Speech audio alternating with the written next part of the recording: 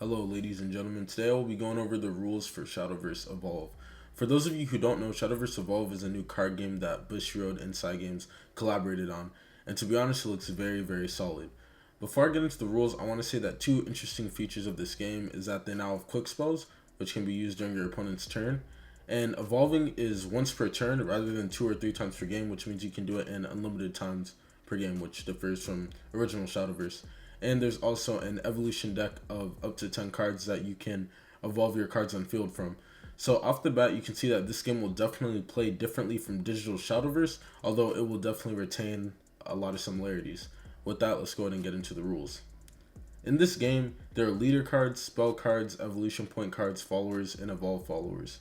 As you can see on this follower, its cost is in the upper left corner, as well as the symbol beneath that indicates what its class is, which will be used for deck building purposes. It has an effect box in the middle, which vanilla followers may not have text in. Its attack stats are colored blue in the lower left corner, defense stats colored red in the lower right corner, and the type of card listed is also noted on the lower left. It's also valuable to note that followers that can be evolved will have an evolve cost like this card right here. This is an evolution card which has the same layout as a follower card, except it notes that it is an evolve follower at the bottom. Evolve cards come from an evolution deck that consists of up to 10 cards and can only be played on followers with the same name. It also doesn't have a cost or leader symbol in the upper left corner, but the evolve cost will be stated on the follower and the class that can still be seen to the left of its name. This is a spell card just like the follower card. Its cost and class are listed in the upper left. It has an effect box in the middle, which certain spells will state whether they are quick or not, as seen on this card. On the very bottom, it once again notes its type. These are leader cards, which will be physically placed above the deck and will determine what kind of cards you can use based on its symbol in the upper left corner. For all the current leaders, you can use cards with the symbol in the upper left corner, plus neutral cards. To our current understanding, the main deck consists between 40 to 50 cards, with 3 of each card allowed, and the evolution deck contains up to 10 cards. The amount of each Evo follower allowed in the Evo deck is currently unconfirmed, but according to sample Evo deck pictures, there were only 2 copies, but it is likely that it will go all the way up to 3 copies. This is the basic layout of Shadowverse Evolve's field. There is the playing field, a leader card, a graveyard, an EX area, which currently just seems to be a zone for token cards, an evolution deck, which goes up to 10 cards, a life counter that starts at 20, evolution point cards, and a section on the side of the deck that will be used to track play points and the maximum play points. The field sounds like a lot, but as we go through the rules, you see that it's fairly easy to digest. In this game, you start with 4 cards in your hand, and there's a mulligan. But unlike Shadowverse's mulligan, all the cards need to be placed at the bottom before you draw 4 more. At the beginning of your turn, you draw a card unless you're going first.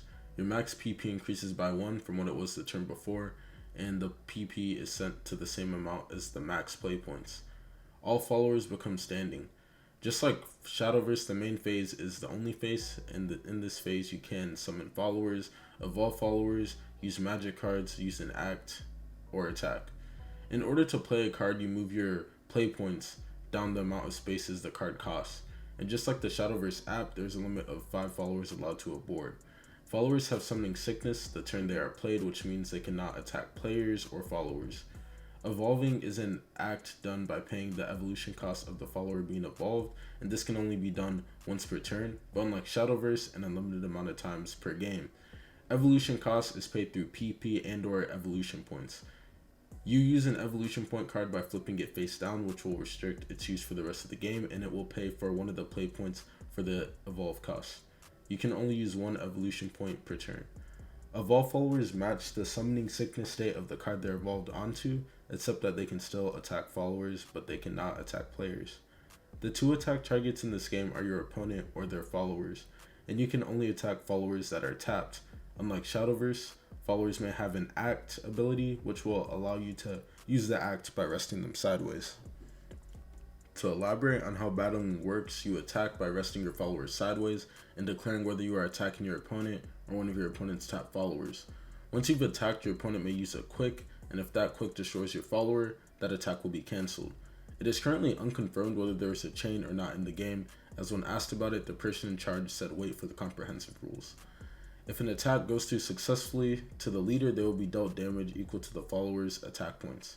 If an attack goes through successfully to a follower, they will deal damage to each other, and each of their defense points will be reduced by the other's attack points. In this game, damage is permanent up until the end of their turn, where all defense points will refill to max. It's also worthy to note that when an Evolve follower is destroyed, they will return to the top of their Evolve deck face up, unable to be used again rather than the graveyard. And when tokens are destroyed, they will return to a bundle of tokens rather than going to the graveyard. Key points I want to mention if you missed it are the field limit is 5, quick spells can only be used when your opponent's follower attacks at the end of your opponent's turn or during your own main phase, and only top followers can be attacked. All in all, I'm very excited for Shadowverse Evolve. It looks like a really solid game. The only thing I was kind of bummed out about is quick spells only being restricted to when your opponent's follower attacks or at the end of their turn or during the start of their turn. But considering that original Shadowverse didn't even have quick spells in the first place, and I consider it a pretty fun game, I'm sure that it's something that won't be too bad. And it's also worthy to note that these rules are not finalized. Like, this is probably basically what we're going to have, but they're having these beta tests in order to change anything if necessary. So these aren't the final rules, these are only the beta test rules, but it is going to be like very close to the end result. But all in all, I'm very excited for this game. This rule set seems pretty cool so far. It seems fairly different from Shadowverse while being similar, so it'll be a lot of fun. And with that, I will catch you guys in the next one.